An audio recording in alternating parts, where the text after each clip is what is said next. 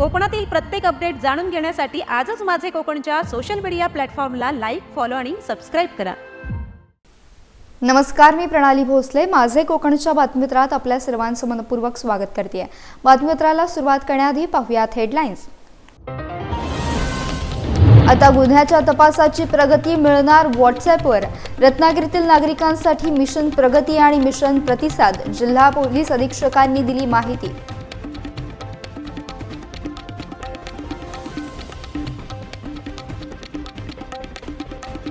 कोकण रेल्वेमध्ये प्रवाशांना बेशुद्ध करून लुटणारा अटकेत, आरपीएफच्या सतर्कतेमुळे गुन्हा उघडकीस।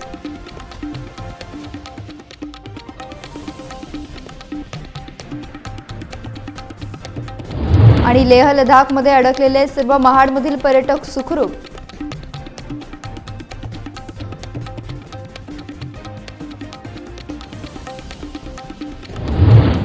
पाहुयात सविस्तर वृत्त।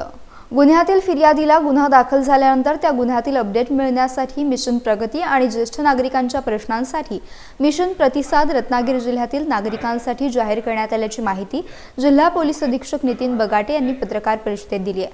भारतीय नागरिक सुरक्षा संहिता कलम 193(3)(2) नुसार ही तरतूद करण्यात आली आहे। फिर्यादी आहे त्याला गुन्ह्याच्या तपासाची माहिती मिळावी, त्यामध्ये फिर्यादीला घटनास्थळाचा पंचनामा, आरोपीची अटक अशी प्रत्येक अपडेट मेसेज व्हॉट्सॲपद्वारे देण्यात येणार आहे। ज्यांच्याकडे फोन नसेल त्यांना पत्राद्वारे गुन्ह्याचा अपडेट देण्यात येणार आहे। या पत्रकार परिषदेत अप्पर पोलीस अधीक्षक जयश्री गायकवाड यांनी मुख्यमंत्र्यांच्या संकल्पनेतून 100 दिवस कार्यक्रमानंतर आता 150 दिवस कार्यक्रमाची माहिती दिली। आणि मुख्यमंत्री महोदय यांच्या संकल्पनेतून 100 दिवसाचा कार्यक्रम झालेला आहे। आता पुढचा आहे तो 150 दिवसाचा कार्यक्रम आहे आणि त्यामध्ये सगळ्यात महत्त्वाचं आहे की ई प्रशासन सुधारणा म्हणून आपल्याला कार्यक्रम राबवायचा आहे। तर ई प्रशासन मध्ये सगळ्यात महत्त्वाचं आहे की ज्या सेवा प्रत्येक डिपार्टमेंट मार्फत नागरिकांसाठी ऑनलाईन पद्धतीने दिल्या जातात, तर त्या सेवा आपल्या सरकार पोर्टलवरती शासनाकडून यापूर्वीच त्या ऑनलाईन आपल्या सरकार पोर्टलवरती रजिस्टर केलेल्या आहेत आणि त्या सेवा सर्व नागरिकांपर्यंत ऑनलाईन पद्धतीने पुरवाव्यात अशा पद्धतीचं त्यामध्ये कंडिशन टाकलेले आहे। तर आमचं जे गृह विभाग आहे, गृह विभागाकडून जवळपास 17 प्रकारच्या सेवा आहेत या आपले सरकार पोर्टल मार्फत नागरिकांसाठी पुरवण्यात येतात, परंतु याचा कुठेतरी अवेअरनेस थोडा कमी आहे। त्यामुळे लोक जे आहेत नागरिक आहेत ते काही ठराविक सेवांसाठी फक्त ऑनलाईन अर्ज करतात आणि बाकी इतर सेवांसाठी ते पोलीस स्टेशनला जातात, स्वतः तिथे अर्ज करतात। त्यांचं जे काही जाणं आहे किंवा त्यांना जाण्यासाठी त्रास होऊ नये, त्यांना घर बसल्या या सेवा उपलब्ध व्हाव्यात यासाठी आमच्याकडून ही सर्व नागरिकांना, त्यानंतर सर्व शासकीय कार्यालय आहेत, निमशासकीय कार्यालय आहेत, खासगी आस्थापना आहेत, तर यांना सगळ्यांना या सूचना आहेत किंवा ही विनंती आहे की सगळ्यात जास्त जो लोड आहे तो चारित्र्य पडताळणी प्रमाणपत्रासाठी असतो। पासपोर्टचं सगळ्यांना माहिती आहे, परंतु चारित्र्य पडताळणी प्रमाणपत्र हे शासकीय आस्थापनांकडून सुद्धा ऑफलाईन स्वरूपामध्ये मागितलं जातं।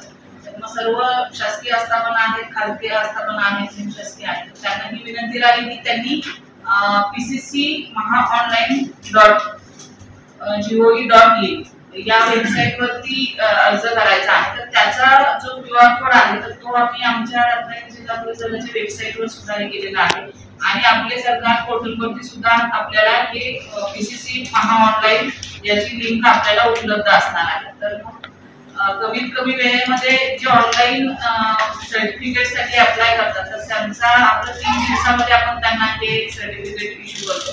ऑफलाईनला फक्त अडचण हीच होते की आपल्याकडे इथे आल्यानंतर मग पोलीस स्टेशनला पाठवणं, त्यांच्याकडून प्राप्त करून घेणं आणि मग पुन्हा ते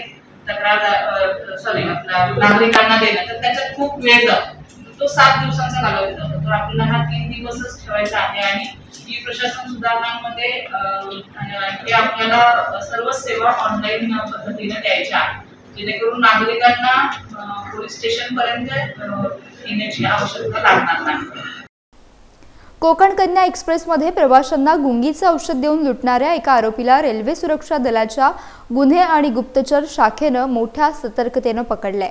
आरोपीकडून चोरी केलेला ऐवज जप्त करण्यात आला असून बेशुद्ध अवस्थेतील 2 प्रवाशांना रुग्णालयात दाखल करण्यात आलं होतं।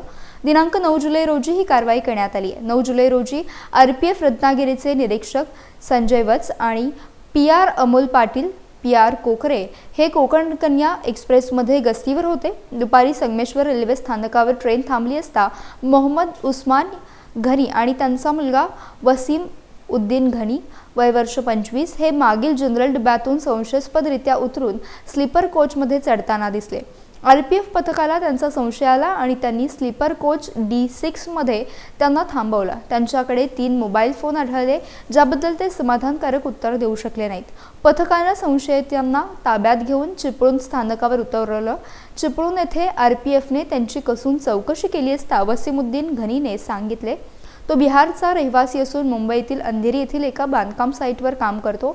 दादरमध्ये भेटलेल्या राजू नावाच्या व्यक्तीने त्याला काही चॉकलेट्स देऊन मडगावला पाठवलं होतं। राजूच्या सांगण्यावरून तो 8 जुलै रोजी मडगाव रेल्वे स्थानकावरून जनरल कोचमध्ये प्रवास करत होता। प्रवासादरम्यान त्याने आपल्या शेजारी असलेल्या 2 अनोळखी व्यक्तींशी मैत्री केली। त्यानंतर त्याने त्यांना नशा येणारे पदार्थ मिसळलेले दोघांना बेशुद्ध केले आणि मोबाईलसह सामानाची चोरी केल्याचे उघड झाले। रेल्वे प्रवासामध्ये अनोळखी व्यक्तींकडून कुठलेही खाद्यपदार्थ घेऊ नये असे आवाहन कोकण रेल्वे जनसंपर्क अधिकारी सचिन देसाई यांनी केले।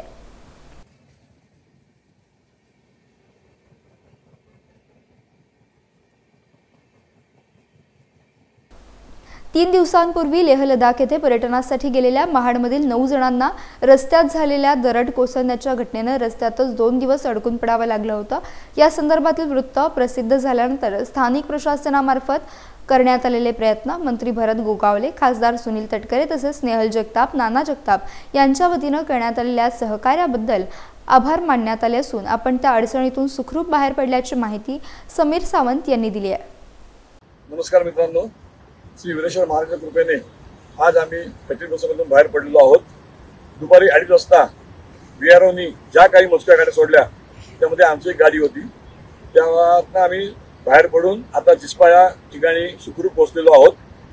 तुम्ही जे काही प्रेम दाखवलं त्याबद्दल मी सर्वांतर्फे तुमचे मनस्वी आभार व्यक्त करतो। या कठीण प्रसंगामध्ये मित्रमंडळी आणि आमचे पत्रकार मित्र यांनी सुद्धा आम्हाला खूप सपोर्ट केला, त्याबद्दल मी त्यांचे सुद्धा खूप आभार व्यक्त करतो। रोटरी क्लब ऑफ महाड यांनी सुद्धा खूप प्रयत्न केले आमच्यासाठी, त्याबद्दल मी त्यांचे सुद्धा खूप आभार व्यक्त करतो। तसेच आमच्या मित्रमंडळांनी सांगितल्याप्रमाणे आमच्या सुटकेसाठी माननीय कॅबिनेट मंत्री श्री भरत शेठजी गोगावले साहेब तसेच आपल्या रायगडचे खासदार माननीय श्री सुनीलजी तटकरे साहेब यांनी सुद्धा खूप प्रयत्न केले, त्याबद्दल त्यांचे सुद्धा मी खूप आभार व्यक्त करतो।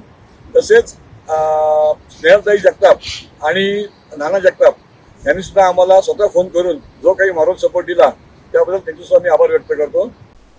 संयुक्त कृती समितीतर्फे विविध मागण्यांसाठी एक दिवसीय देशव्यापी लाक्षणिक संप पुकारण्यात आला होता। रत्नागिरी जिल्ह्यातल्या दापोली, खेड, मंडणगड येथील पदाधिकारी आणि सदस्यांनी देखील महावितरणच्या खेड कार्यालयासमोर संप पुकारला होता। यावेळी कॉम्रेड महेश डिंगणकर, SEA नीत नवरे, मागासवर्गीय संघटनेचे बाळकृष्ण झोरे, अनंत सावर्डेकर, स्वप्नील कुंभार, सचिन कांबळे, समीर पिलके, मोहन लोंढे, श्रुती कदम आणि इतर सभासद पदाधिकारी सहभागी झाले होते।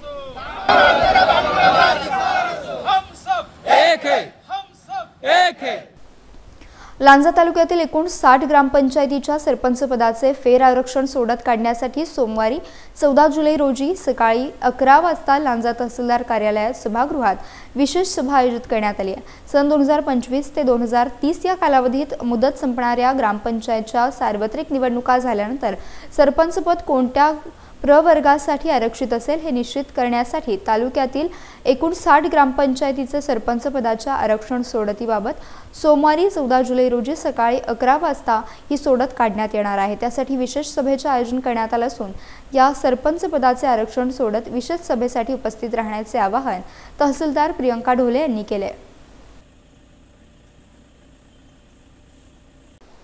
रायगड रत्नागिरी जिल्ह्याचे खासदार सुनील तटकरे यांच्या 70व्या वाढदिवसानिमित्त मंडणगड तालुक्यातील महिलांना साडी वाटप करण्यात आले।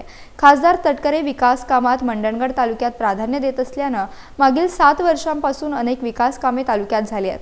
खऱ्या अर्थाने तालुक्यातील मागास आणि आदिवासी समाजाला विकासाच्या माध्यमातून न्याय देण्याचे काम तटकरेंच्या माध्यमातून झालंय, असे तालुका अध्यक्ष मुझफ्फर मुकादम यांनी म्हटलंय। या कार्यक्रमाला रत्नागिरी जिल्हा राष्ट्रवादी काँग्रेस पक्षाचे अनेक पदाधिकारी आणि कार्यकर्ते उपस्थित होते।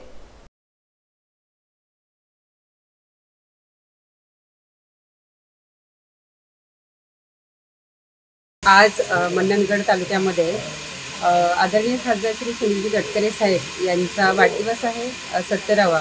त्या निमित्ताने आमच्या मंडणगड राष्ट्रवादी काँग्रेस पार्टी तालुका अध्यक्ष आमचे मुझफ्फरभाई, आमच्या महिलांचे अध्यक्ष रेश्माताई आणि सर्वच सन्माननीय पदाधिकारी यांच्या उपस्थितीमध्ये साड्या वाटपाचा कार्यक्रम आज आम्ही इथे केला होता।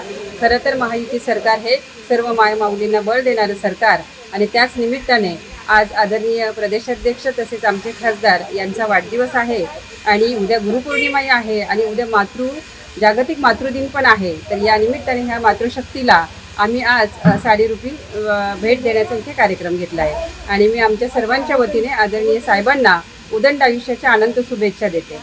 राष्ट्रवादी काँग्रेस पक्षाचे नेते रायगड रत्नागिरी लोकसभा मतदारसंघाचे खासदार आदरणीय तटकरे साहेबांचा 70वा वाढदिवस उद्या 10 जुलै रोजी संपन्न होणार आहे आणि त्यांच्या अनुषंगाने मंडणगड तालुक्यामध्ये आज या ठिकाणी आपण महिलांसाठी मोफत साड्या वाटपाचा कार्यक्रम 2-4 दिवस आधी विद्यार्थ्यांसाठी मोफत त्या ठिकाणी वह्या वाटपाचा कार्यक्रम घेतला।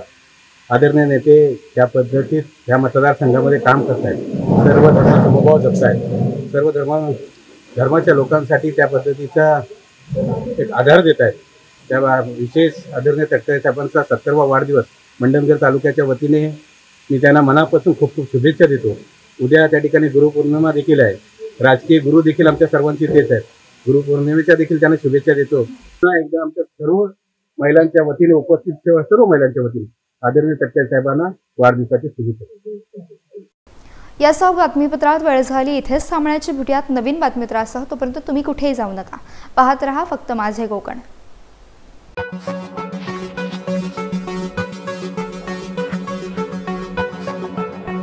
Thank you.